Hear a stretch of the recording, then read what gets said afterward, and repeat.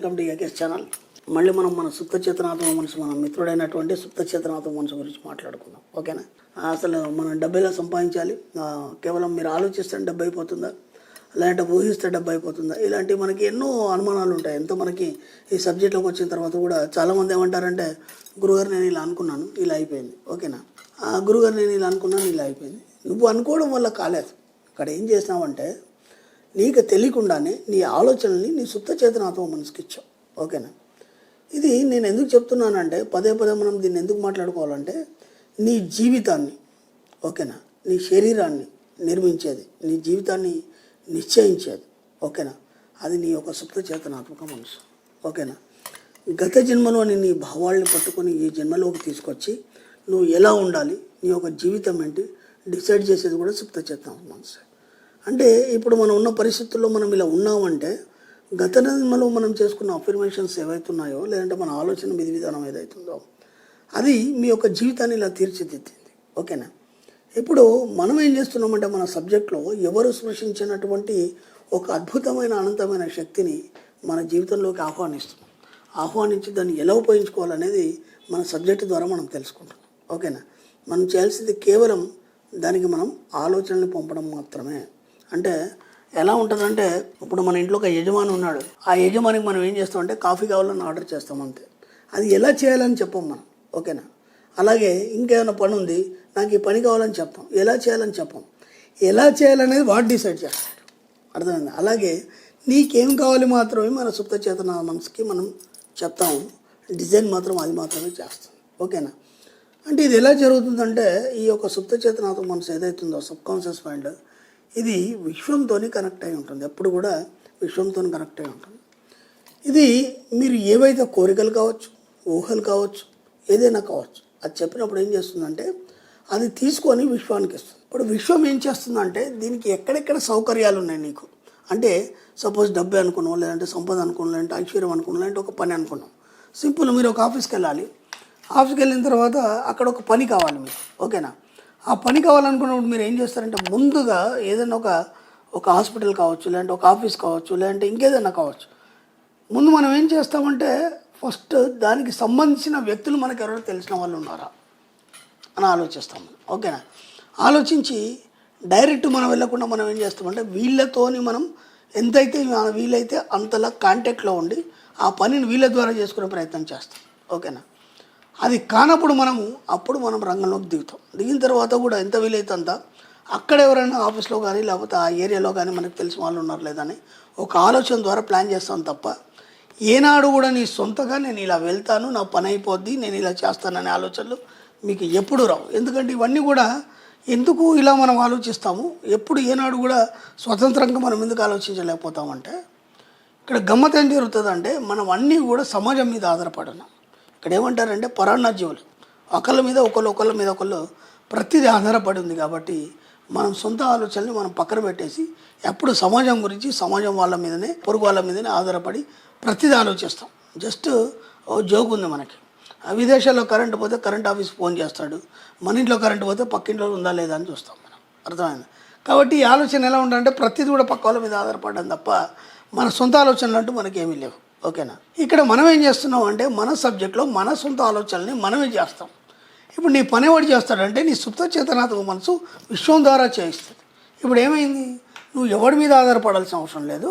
ఇప్పుడు నువ్వు ఎలాగైతే నువ్వు ఎత్తుక్కుంటావో ఇతరులకు చెప్పేసి, ఇక ఈ పని ఎక్కడి నుంచి ఎలా పని అవుతుంది అనేది, అదంతా మీరేం చేయాల్సిన అవసరం లేదు. మీరు కేవలం పనిని మాత్రమే అప్పచెప్తారు మీ సుప్త చేతనాత్మక మనసుకి.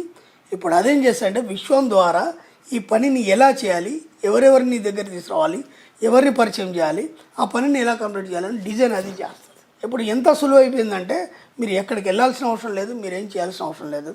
కేవలం మీరు ఒక ఆలోచనను పంపి, ఆ ఆలోచన ఎలా ముగిస్తే బాగుంటుంది అది ఆలోచిస్తే సరిపోతుంది. అంటే ప్రారంభం, అంతం, ఇవి రెండు మీరు ఆలోచనలో దృష్టిలో పెట్టుకున్నారంటే ఆ పని అయిపోతుంది సింపుల్గా.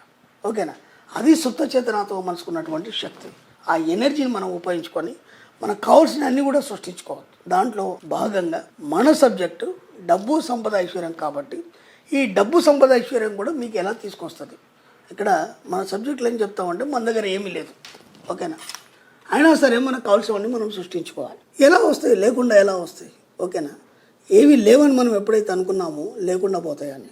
ఇప్పుడు ఏం చెప్తున్నామంటే నీ సుప్త చేతనాత్మక మనసుని ఏదైతే ఉందో ఆ దాన్ని నువ్వు సంపదలతో నింపమని చెప్పింది మన సబ్జెక్ట్. అర్థమైందా?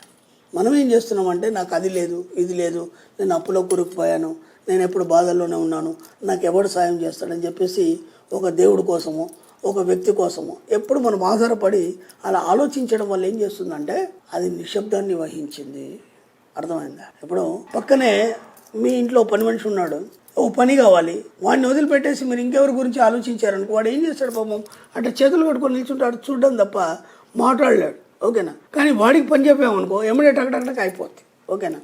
మనం ఏం చేస్తుంటే పక్కనే మనం సుప్త చేతం అనే సేవకుడిని పెట్టుకొని మనం బయట వాళ్ళ కోసం ఎదురు చూడడం వల్ల ఏమవుతుందంటే మన పనులన్నీ డిలే అవ్వడం, పెండింగ్ అవ్వడం, దాంతోపాటు ఏంటంటే మనం అనుకున్న సాధించలేకపోతున్నాం. కాబట్టి ఇక్కడ ఏం చెప్తున్నాం అంటే విశ్వం నీ సేవకుడు, విశ్వం నీ సేవకుడు ఎప్పుడు నీ సేవకై సిద్ధంగా ఉంటాడు. కాబట్టి 24 గంటలు నువ్వు ఏం చేస్తావంటే నీ ఆలోచనల్ని వాడికి ఇచ్చి నీకు కావాల్సిన పనులన్నీ చేయించుకోవాలి. ఓకేనా?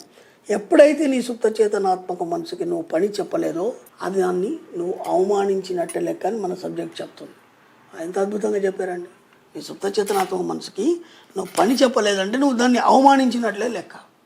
అర్థమైందా? కాబట్టి ఈ సుప్త చేతనాత్మక మనసు ఎప్పుడు పనిచేస్తుంది, ఎలా పనిచేస్తుంది ముందు మనకు అది తెలియాలి. ఓకేనా? ఇది ఉదయం నుంచి సాయంత్రం మీరు పడుకునేంత వరకు కూడా మీ యొక్క కాన్షియస్ మైండ్ ద్వారా కలిసి పనిచేస్తుంది. కాబట్టి అది ఎప్పుడు బిజీగా ఉంటుంది. ఇది మీకు 7 జన్మల నుంచి 24/7 నిరంతరం పనిచేస్తూనే ఉంటుంది. ఓకేనా? ఇప్పుడు మీరు ఏం చేయాలంటే హాయిగా పడుకునే ముందు మాత్రమే మీ యొక్క కోరికల్ని, మీ యొక్క సూచనల్ని, మీకు కావాల్సిన దాన్ని మీరు దానికి ఆజ్ఞ ఇవ్వాలి. ఓకేనా? పడుకునే ముందు తిన్నారు, పడుకున్నారు, అంతా అయిపోయింది, సరిగ్గా నిద్రలోకి జారే ముందు మీకేం కావాలి ఒక్కసారి చిన్న చిన్న కోరికల ముందు చెప్పండి. ఓకేనా? అంటే మీకు ఎప్పటి నుంచి ఒక పని పెండింగ్ ఉంది, కావట్లేదు, అది ఎలా చేయాలి, ఎలా అవుతుంది, మీరు ఎన్ని ప్రయత్నాలు చేసినా కావట్లేదు, ఆ పని అయిపోయినట్టు. ఓకేనా? హాయిగా నిద్రలోకి జారే ముందు ఆ పని అయిపోయినట్టు కలగనండి. ఓకేనా? కలగనండి అంటే ఊహించండి అంతే, దాన్ని పదే పదే ఊహించండి. అది విచిత్రం ఏంటంటే మీరు ఇలా కావాలని చెప్పకండి. ఓకేనా? మనం ఏం చేస్తామంటే నేను ఒక వస్తువు కొంటాను కానీ నాకు పలానా పని అయిపోయిన తర్వాత కొంటాను, అలా పెండింగ్ పెట్టకండి, దానికి దీనికి లింక్ పెట్టకండి, అది అలాగే పెండింగ్ ఉండిపోతుంది. మీకు వస్తువు కావాలి, వస్తువు గురించి ఆలోచించండి, అది ఎలా వస్తుంది అనేది మీకు సంబంధం లేదు. ఓకేనా? కాబట్టి సరిగ్గా నిద్రలోకి చేరే ముందు ఏం చెప్తారంటే మీకు కావాల్సిన పని గురించి మాత్రమే చెప్పండి. ఆ పని ఇలా పూర్తి అయిపోయినందుకు అని చెప్పకండి, పని పూర్తి అయిపోయినందుకు మాత్రమే చెప్పండి. ఇలా అన్నప్పుడు మళ్ళీ ఏమవుతుందంటే డిజైన్ మీరు ఇవ్వడం జరుగుతుంది, కాబట్టి ఫెయిల్ అయిపోతారు. కాబట్టి కావాల్సినవన్నీ ఏవైతున్నాయో మీ కోరికలు కావచ్చు, డబ్బు కావచ్చు, సంపద కావచ్చు, ఐశ్వర్యం కావచ్చు, బంధాలు కావచ్చు, ప్రేమ కావచ్చు, ఏదైనా కావచ్చు, మనం జీవితంలో ఇప్పటివరకు ఎన్నో కోల్పోయి ఉన్నాం. అవన్నీ మనం పొందాలి, సాధించాలి. ఎందుకంటే అవన్నీ సాధించడమే మీ హక్కుగా మీరు జన్మ తీసుకున్నారు. ఇక్కడ ఏది కూడా ఇక్కడ పెండింగ్ ఉండడానికి లేదు. కాబట్టి మీ కోరికలన్నీ తీర్చుకోవాలి. ముందుగా మీకేం కావాలి అది మాత్రమే చెప్పండి, ఎలా కావాలి చెప్పకండి. ఇక్కడ ఈ లాజిక్ మిస్ అవుతున్నారు చాలామంది. ఓకేనా? ఇప్పుడు మీరేమనుకుంటారంటే పలానా అయిన దగ్గర నాకు 10 లక్షలు రావాలి, అది ఇలా వెళ్ళి ఇలా చేస్తే ఇలా వస్తే అని మీరు డిజైన్ ఇస్తారు. ఓకేనా? మీరు అవన్నీ మాట్లాడకండి. ఆ 10 లక్షలు నాకు వచ్చినందుకు లేదా అతను ఇచ్చినందుకు విశ్వానికి కృతజ్ఞత, లేదా అతను వచ్చి మీకు ఇస్తున్నట్టు హాయిగా ఆ దృశ్యాన్ని మీరు చూడండి. అంటే మనకు కావాల్సిన వాటిని అన్నిటి మనం ఏం చేయాలంటే దృశ్యమానం చేసుకోవాలి. ఏదైతే మనకు కావాలో దాన్ని దృశ్యమానం చేసుకున్నప్పుడు అది డిజైన్ చేయబడుతుంది దృశ్యంలో. ఓకేనా? ఎలా అనేది మీకు సంబంధం లేదు, మీరు కేవలం ఆ డబ్బులు పొందినట్టు ఊహించండి అంతే. ఓకేనా? ఆ పొందినట్టు ఊహించినప్పుడు దాన్ని ఎలా తయారు చేయాలనేది విషయం చూసుకుంటుంది. అలా అనుకుంటూ నిద్రలోకి చేరండి. ముందుగా ఒక 15 రోజులు ఒక 3 కోరికలు ఎంచుకోండి. మీకు కావాల్సిన ఏవైతే ఉన్నాయో ఆ 3 కోరికల్ని చిన్నగా ప్రయత్నం చేయడం మొదలుపెట్టండి. ముందు ఒక కోరిక కంప్లీట్ అయిన తర్వాత ఇంకో కోరిక, ఆ తర్వాత ఇంకో కోరిక. అప్పుడు మీకు ఏమవుతుందంటే ఒక నమ్మకం అనేది వస్తుంది. ఆ నమ్మకం వచ్చిన తర్వాత ఒక ధైర్యం వస్తుంది.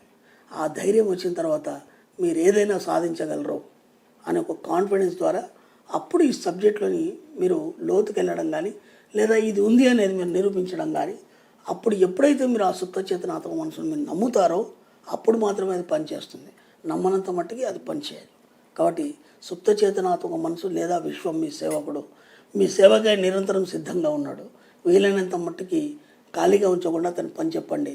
మీ యొక్క సుప్త చేతనాత్మక మనసును ఉపయోగించుకొని వీలైనంత సంపాదించండి, మీ కోరికలన్నీ తీర్చుకోండి. Okay friends, thank you universe.